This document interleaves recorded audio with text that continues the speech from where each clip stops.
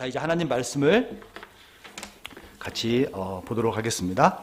하나님 말씀은 이사야 49장 14절부터 21절까지의 말씀입니다. 제가 한 절씩 한 절씩 봉독하여 읽도록 하겠습니다. 오직 시온이 이르기를 여호와께서 나를 버리시며 주께서 나를 잊으셨다 하였거니와 여인이 어찌 그 젖먹는 자식을 잊겠으며 자기 태에서 난 아들을 긍휼히 여기지 않겠느냐. 그들은 혹시 잊을지라도 나는 너를 잊지 아니할 것이라. 내가 너를 나의 손바닥에 새겼고 너의 성벽이 항상 내 앞에 있나니 내 자식들은 빨리 걸으며 너를 헐며 너를 황폐하게 하던 자들은 너를 떠나가리라. 내 눈을 들어 사방을 보라. 그들이 다 모여 내게 오느니라. 나 여호와가 이르노라. 내가 나의 삶으로 맹세하노니 너가 반드시 그 모든 무리를 장식처럼 몸에 차며 그것을 띠기를 신부처럼 할 것이라. 이는 내 황폐하고 적막한 곳들과 내 파멸을 당하였던 땅이 이제는 주민이 많아 좁게 될 것이며 너를 삼켰던 자들이 멀리 떠날 것이니라. 자식을 잃을 때 낳은 자녀가 후일에 내 귀에 말하기를 이곳이 내게 좁으니 넓혀서 내가 거주하게 하라 하리니 그때 내가 내 마음에 이르기를 누가 나를 위하여 이들을 낳았는고 나는 자녀를 잃고 외로워졌으며 사로잡혀 유리하였거늘 이들을 누가 양육하였는고 나는 홀로 남았거늘 이들은 어디서 생겼는고 하리라. 아멘. 오늘 하나님 말씀의 제목은 손바닥에 새긴 사랑입니다. 이것은 제가 정한 제목이기보다는 예전에 큐티 할 때 큐티 책에 나와 있었던 제목이기도 합니다. 손바닥에 새긴 사랑. 그러나 제가 부제목을 하나 정해봤는데요. 그리스도인의 자신감이라는 부제목을 또한 정해봤습니다. 여러분 2020년 그리고 2021년 참 많은 사건들이 있었죠. 제가 2020년을 언급하는 이유는 2020년에 많은 사건 중에 이 사건이 저한테는 가장 충격적이었기 때문입니다. 그리고 2021년에도 저는 이 사건이 어떻게 귀결이 되는지 좀 이렇게 많이 지켜봤습니다. 기억하실 거예요. 무슨 사건인가요? 2020년 10월에 8개월 된 여자아이 정인이라는 아이를 입양했던 양부와 양모가 약 8개월 동안 아이를 정말 학대해서 아이가 죽게 되는 사건이었습니다. 16개월 된 정인이의 죽음을 놓고 정말 사회가 뜨거웠습니다. 그 양모와 양부를 향한 분노가 정말 온 사회의 모든 분들이 정말 느낄 정도로 엄청난 큰 반향을 일으켰던 사건인 것 같습니다. 그리고 2021년 이 양부와 양모에 대한 재판이 있었습니다. 2021년 4월 달에 재판이 있었는데요. 그때 양부에게는 약 7년 6개월, 양모에게는 사형이 선고되었습니다. 아마 여기까지 기억하시는 분들은 좀 있을 것 같아요. 그 이후에 어떻게 됐냐면 2021년 5월 14일에 약 한 달 지난 다음에 양부에게는 징역 5년, 그리고 양모에게는 무기징역이 선포가 되었고요. 그리고 2021년 11월 26일에는 제2심 재판부에서 양부에게는 징역 5년, 그리고 양모에게는 징역 35년이 선고되었습니다. 그리고 2022년 2월에는 정인이법이라는 아동학대범죄처벌 특례법이 개정이 되어서 아동을 학대했을 경우에는 정말 더 가중하는 벌을 받도록 하는 그런 법이 통과가 되기도 했습니다. 그런데 여러분, 여기 보면 정인의 사진도 있지만 한쪽에는 지금 무엇인가 한 남자분이 아이를 안고 이렇게 시위를 하는 사진이 있습니다. 이분은 어떤 분들이냐면 이 정인이 사건으로 인해서 입양하는 분들이 굉장히 어려움을 당하고 또 굉장히 입양이 위축되는 상황들을 그때 경험하게 되었습니다. 입양이 멈추고 큰 피해를 입게 되었는데요. 그래서 이분들이 나온 거예요. 정인아, 진짜 미안하지만 입양을 하는 것은 결코 죄가 아닙니다라는 플랜카드를 붙여놓고 그들이 시위를 하기 시작했습니다. 2018년도부터 쭉 통계가 있었는데요. 그 전에도 입양 통계를 보면 약 한 해에 우리나라에 버려지는 아이들이 약 4,500명 정도 된다고 해요. 물론 차이는 있지만 약 4,500명인데 2018년도에 입양된 아이가 680명쯤 되고요. 그리고 계속 줄어들죠. 그 다음에 2019년도에는 조금 늘어서 704명, 그리고 2020년에는 490명 정도로 입양아 숫자가 굉장히 이렇게 줄어들었습니다. 그런데 이 2018년도에 4,500명 중에 680명의 아이들은 사람들이 이야기하는 행운아입니다. 행운아. 약 한 15%에 되는 아이들은 어쨌든 입양이 되었기 때문에 그들은 따뜻한 어떤 가정에서 자라는 거죠. 나머지 아이들은 그냥 보육원에서 계속해서 입양되기를 기다리고 있는 것입니다.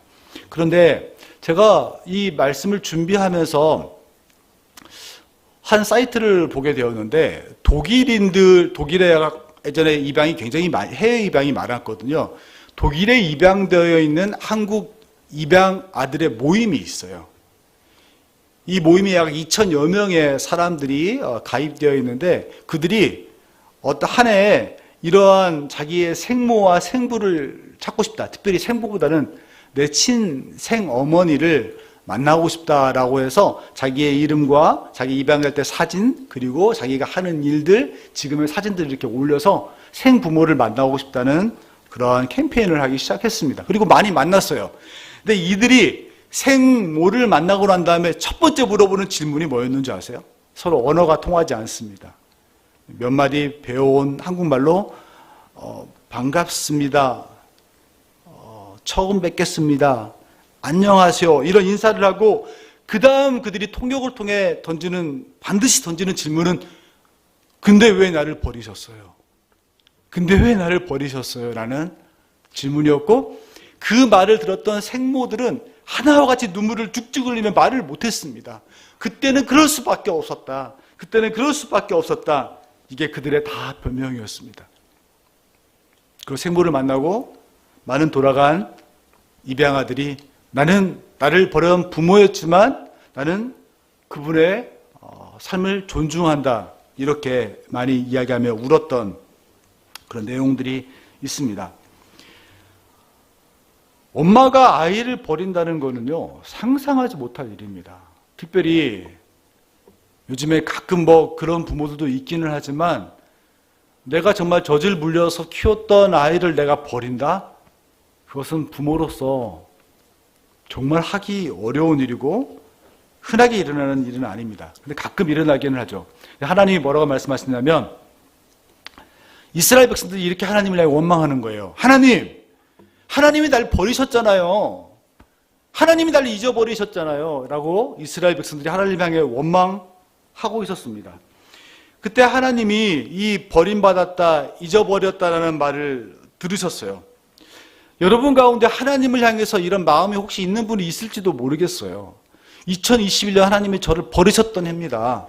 2021년은 하나님이 저를 잊었던 해였던 것 같습니다. 너무너무 주님 힘들었습니다라고 생각하는 분이 있을지 모르겠습니다. 저도 목회를 하면서 참 기쁜 일이 있고 때로는 이렇게 약간 디프레스 될 때가 있는데요. 제 목회를 하면서 정말 기쁠 때가 언제냐면 누군가 저를 기억해 줄 때예요. 참 재밌는 건 누군가에게 기억된다, 누군가 나를 찾아준다는 것은 굉장히 큰 기쁨이 있더라고요. 특별히 제가 학창 시절에 같이 보냈던 우리 아이들이 벌써 커서 결혼할 때가 됐는데 그 아이들이 저에게 결혼 주례를 부탁하러 올 때에는 저는 너무나 기뻐요. 이런 정말 중요한 일 가운데 이런 잔치일에 나를 초대하고 어쩌면 본인의 인생 가운데 가장 중요한 사건인데 그 사건 가운데 나를 기억하고 초대해줬다는 것이 얼마나 기쁜지 몰라요. 반대로 2019년도에 교회를 개척하면서 제가 누군가를 잊어버리는 작업들을 억지로 많이 했습니다. 그리고 누군가에게 잊혀진다는 그런 생각들도 경험들도 많이 갖게 되었습니다. 그때 참 한편에 슬픈 마음이 있더라고요. 제가 의도적으로 그곳을 떠나고 잊어버리려고도 했지만 그분을 떠나고 잊어버리려고도 했지만 누군가에게 잊혀진다는 것은 정말 그렇게 기분 좋은 경험은 아니었던 것 같습니다. 그런데 여러분 기억하세요? 여러분이 누군가에게 잊혀진 경험이 있으신가요? 누군가에게 버림받은 경험이 있으신가요? 그런데 만약에 여러분이 누군가에게 버림받고 누군가에게 잊혀졌는데 그 아픔이 크지 않다면 여러분은 그 사람을 또 그 장소를 그 공동체를 많이 사랑하지 않은 것입니다. 그렇잖아요. 내가 너무 사랑하는 사람이 있는데 그 사람이 어느 날 나랑 헤어져. 이제 우리 만나지 마. 그럴 때 여러분 마음이 어떠셨어요? 저는 마음이 덜컹하던걸요. 그래서 막 울기도 했어요. 왜 그래? 그러지 마. 계속 만나자. 그런 이야기를 했던 경험이 있습니다. 여러분이 만약에 누군가에게 버림받은 느낌이나 누군가에게 잊혀진 상처가 있다면 그것은 여러분이 그분을 정말 깊이 사랑한 거예요. 그런데 오늘 이스라엘 백성이 하나님께 얘기하는 거예요. 이스라엘 백성이 내가 버림받았고 내가 잊혀졌다라고 말하는 대상은 사람이 아니에요. 하나님이에요. 여러분 하나님에게 혹시 내가 잊혀진 존재였다, 버림받은 존재였다고 느낀 경험이 있나요? 그때 여러분 마음이 어떠셨어요? 저는 묻고 싶어요. 2022년 새해를 시작하면서 지난 여러분의 삶 가운데, 아니 지금도 여러분의 삶 가운데 그런 경험이 있었다면 여러분 그때 여러분의 마음 어떠셨나요?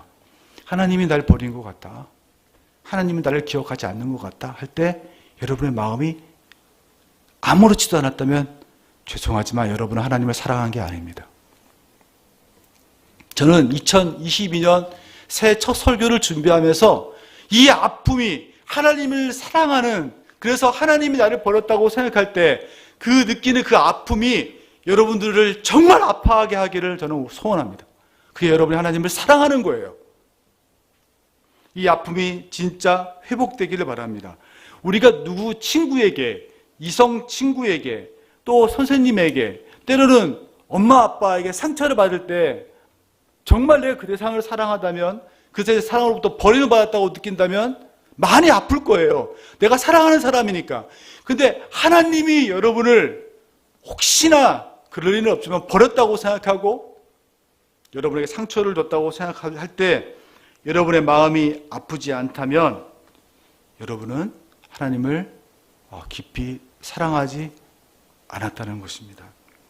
여러분 영적인 부분에, 또 관계적인 부분에, 물질적인 부분에, 신체적 건강의 부분에 있어서 우리가 하나님께 버림받은 듯한 느낌을 가질 수 있어요. 2021년에도 그랬다면 2022년에도 그럴 수 있어요.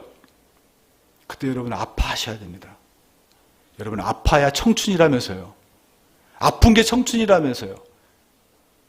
그 하나님으로부터 외면당한 그런 느낌이 있을 때 여러분이 정말 마음에 아파하는 마음이 없다면 여러분 하나님을 많이 사랑하지 않은 것이고, 저는 2022년에는 다른 것보다 여러분 하나님 때문에 많이 아파하는 여러분 되기를 바랍니다.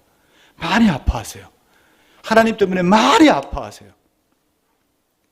그런데 오늘 제가 설교 제목을 정하면서 그리스도인의 자신감이라고 정하는 이유가 있어요. 2021년에도 그랬던 것처럼 2022년에도 여러분 그런 아픔들이 분명히 있을 거예요. 하나님 때문에, 사람들 때문에 겪는 아픔들이 있을 거예요. 그런데 여러분 자신감을 가지시기를 바랍니다. 그렇게 하나님 때문에 아파하는 이스라엘 백성들을 향해서 하나님이 뭐라고 하시냐면 이렇게 말씀하셨습니다. 15절에 여인이 어찌 그 젖먹는 자식을 잊겠으며 자기 태에서 난 아들을 긍휼히 여기지 않겠느냐라고 얘기하셨습니다. 하나님께서, 하나님이 날 버렸어요. 하나님이 날 잊었어요 말하는 이스라엘 백성을 향해서 한 가지 비유를 말씀하세요.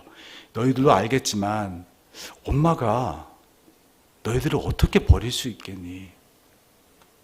엄마가 10개월 동안 태중에 너를 안고 있다가 정말 생명을 걸고 너를 낳아서 키웠는데 너를 어떻게 긍휼히 여기지 않겠느냐. 이게 엄마의 마음인 것처럼 나도 너의 엄마로서 너를 그렇게 사랑해. 그리고 하나님은 시편 27편에서도 이렇게 말씀하셨어요. 어미가 혹 너를 간혹 버리기는 하지만 나는 결단코 너희를 버리지 않을 것이다. 하나님은 그렇게 말씀하시는 분이세요. 그런데 이렇게 하나님이 말씀하시고 난 다음에 하나님이 그 사랑이 얼마나 큰지를 말씀하기 위해서 오늘 16절에 이렇게 말씀하십니다. 15절, 그들이 혹시 잊을지라도 이것을 모를 수 있어요. 내가 너를 버리지 않았다는 것을 혹시 우리가 잊을 때가 있어요. 하나님이 우리를 버리지 않았다는 사실을. 그런데 그것을 혹시 잊는다 할지라도 나는 어떻게 했다고요? 너희를 잊지 아니할 것이라. 그 다음에 되게 중요해요. 16절에. 왜냐하면 그리고 그 사랑을 말하기를 내가 너희를 잊지 않는다는 걸 어떻게 할 수 있냐면 내 이 손바닥에 너의 이름을 새겼고 그리고 너의 성벽이 항상 내 눈앞에 있다. 이 말을 아주 잘 해석해야 돼요.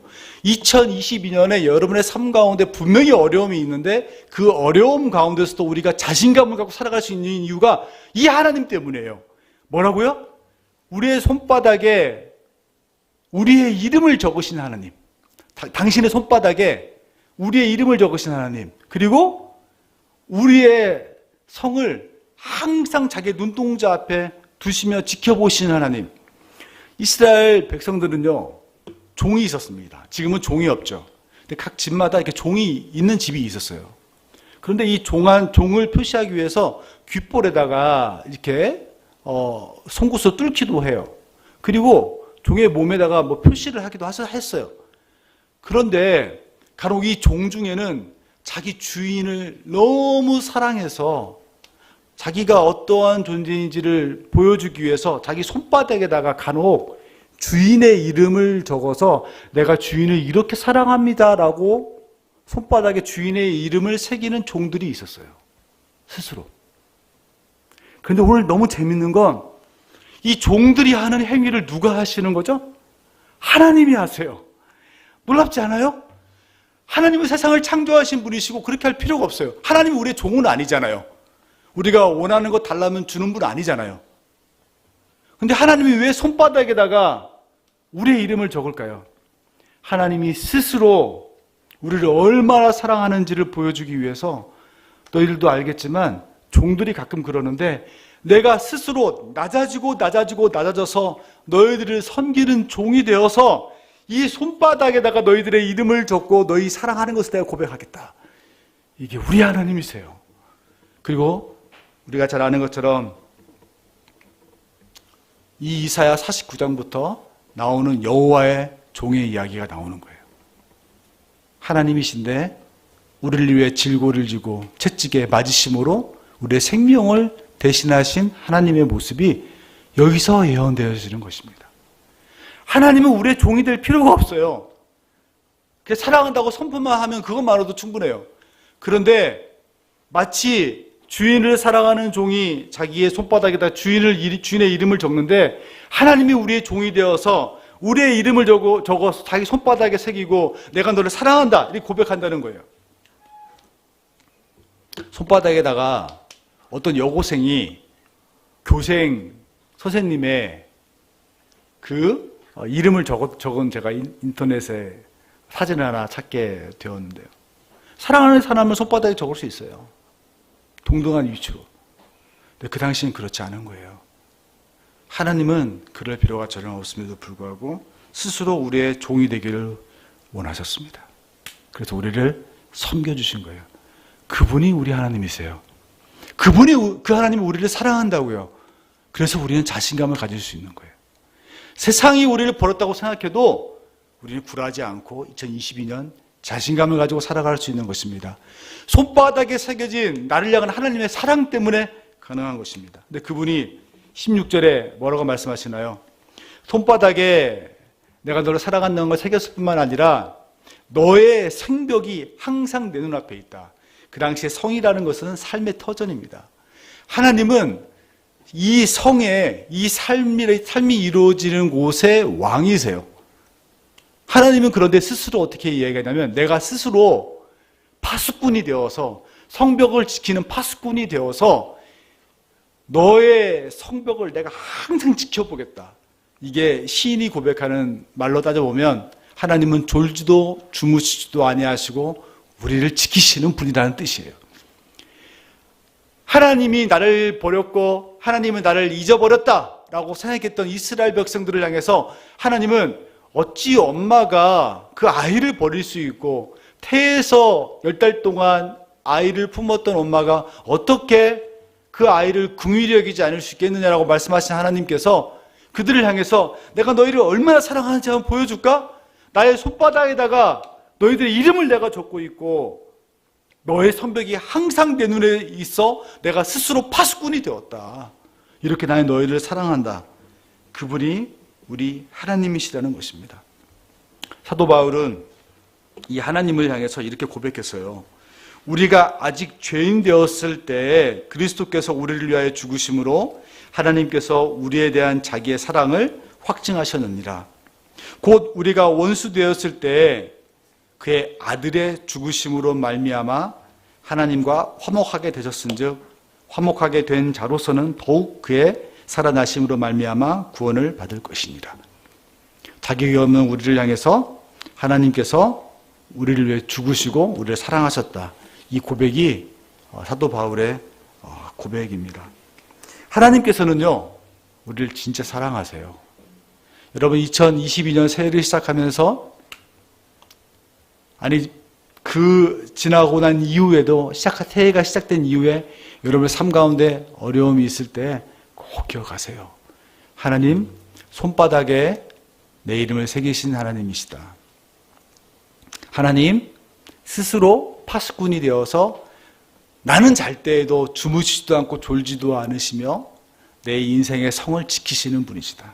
그리고 꼭 기억하시기 바랍니다. 하나님은 그렇게 우리를 지키실 뿐만 아니라 또 우리의 삶 가운데 비전을 가지고 계세요. 저는 저와 여러분의 삶이 오늘 2022년 새해를 시작하면서 이 한 가지를 꼭 기억하기를 바랍니다. 하나님 어떤 분이시라고요? 하나님 내 이름을 당신의 손바닥에 새기시는 하나님. 그럴 필요가 없지만 스스로 내 삶을 돌보시고 지키시기 위해 종과 파수꾼이 되시는 하나님. 그분이 우리의 하나님이십니다. 저는 저와 여러분이 새해를 시작하면서 그 하나님을 기억하고 새롭게 힘을 얻는 그리고 힘차게 살아가는 2022년 새해가 되기를 주님의 이름으로 축원해 드립니다. 우리 같이 한번 찬양합시다.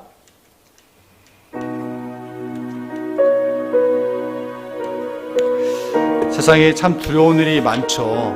근데 여러분 두려워할 필요 없습니다. 걱정할 필요 없습니다. 나를 얼마나 사랑하는지 결단코 나를 잊지도 않고 버리지도 않는 그 하나님은 당신의 손바닥에 우리의 이름을 새기시고 스스로 종과 파수꾼이 되어서 우리의 삶을 지키시는 하나님이십니다.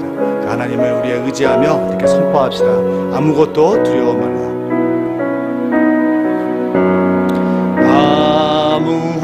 아무것도 두려워 말라.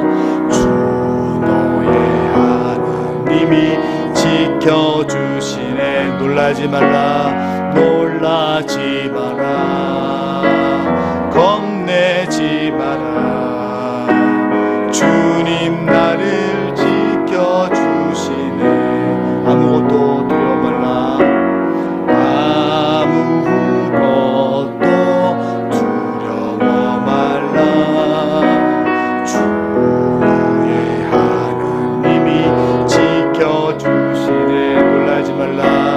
놀라지 마라. 겁내지 마라. 주님 나를 지켜주시네.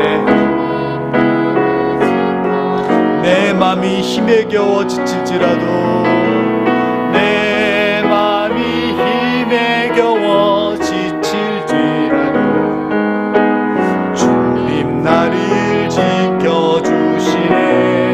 세상에 험한 풍파 몰아칠 때도 험한 풍파 몰아칠 때도 주님 나를 지켜주시네. 주님은 나의 산성, 주님은 나의 요새,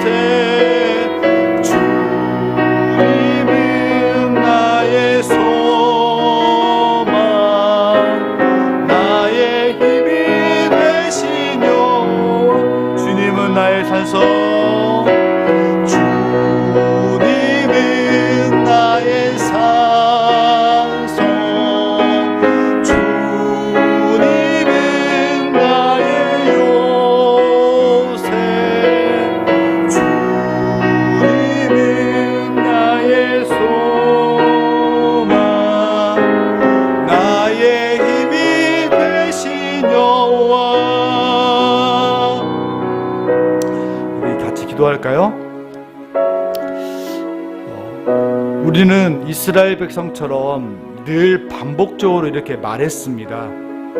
때로는 입으로 표현하기도 하지는 않았을지라도 내 마음속에 하나님이 날 버리셨는지도 모르겠다, 날 진짜 사랑하는지 날 잊어버린 건 아닌지 참 의심스럽다. 하나님 그때 여러분에게 말씀합니다. 나는 결단코 너희를 한 번도 잊은 적이 없다. 너의 이름을 내 손바닥에 새겨 내가 너의 종이 되기를 원했고, 내가 너의 성을 내 눈앞에 항상 두어 내가 스스로 파수꾼이 되어 내 인생을 지켜왔다. 그리고 2021년 그런 것처럼 2022년에도 내가 그렇게 할 것이다 말씀하십니다. 여러분 자신감을 가지십시오. 하나님 우리를 그렇게 사랑하세요. 우리가 힘들고 어려울 때 하나님의 말씀을 붙잡고 나아갑시다. 하나님 손바닥에 우리의 이름이 있고 하나님 눈동자에 우리의 인생의 성이 있습니다. 하나님이 지키시고 하나님 우리를 그렇게 사랑하고 우리를 인도하십니다. 이 시간 우리 그 하나님 의지하면서 또 감사하고 그 하나님 고백하며 주 앞에 기도합시다. 하나님 2022년도 하나님과 함께 힘차게 나아가겠습니다. 같이 기도하겠습니다. 사랑의 아버지 하나님, 이 시간 우리가 우리의 연약함을 얘기해 주 앞에 기도합니다. 하나님 우리가 정말 하나님이 그런 적 한 번도 없으시지만 그럼에도 불구하고 우리의 건강의 문제, 물질의 문제, 공부 때문에 여러 가지 아버지 삶의 문제들로 인해서 하나님이 우리를 저버린 것처럼 느낄 때가 많이 있었습니다. 2022년도 그럴 일이 분명히 있을 것입니다. 그때 하나님 기억하기를 원합니다. 하나님의 손바닥에 내 이름이 있음을 기억합니다. 하나님의 눈동자에 내 인생의 선이 있음을 기억합니다. 하나님 스스로 나를 사랑하시기 한다는 고백으로 내 스스로 종이 되기를 원하셨고, 나를 이렇게 섬기시는 하나님이 되기를 원하셨고, 하나님 스스로 파수꾼이 되어서 내 인생의 성을 지키시는 분이심을 기억하오니 주 하나님, 나를 그토록 사랑하시는 주님을 붙잡고 2022년도 힘있게 주님과 더불어서 정말 외롭지 않고 처진 어깨가 아닌 아버지 하나님과 함께 그 어깨에 힘을 주고 살아갈 수 있는 2020년 되는 수도록 도우시는 주옵소서. 하나님 사랑합니다. 하나님 붙잡고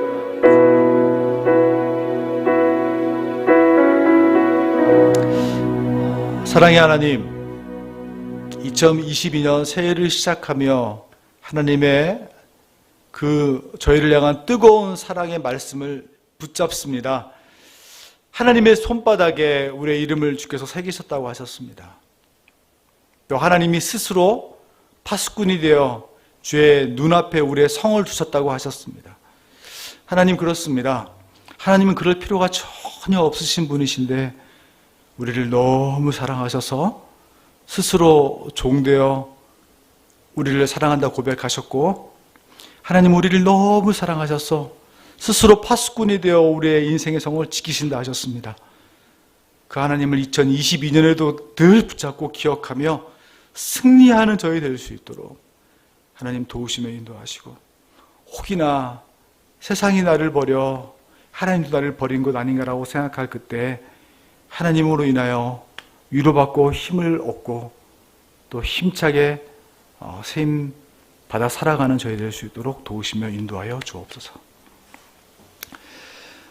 지금은 우리 주 예수 그리스도의 은혜와 하나님의 무한하신 사랑과 성령님의 함께 하심이 당신의 손바닥에 우리의 이름을 새기시고 당신의 눈동자 위에 우리의 인생에 성을 두시는 그 하나님으로 인하여 힘을 얻고 위로받으며 격려받아 힘차게 새해를 시작하기를 소원하는 주의 백성들 위해 지금부터 영원토록 함께 있을지어다.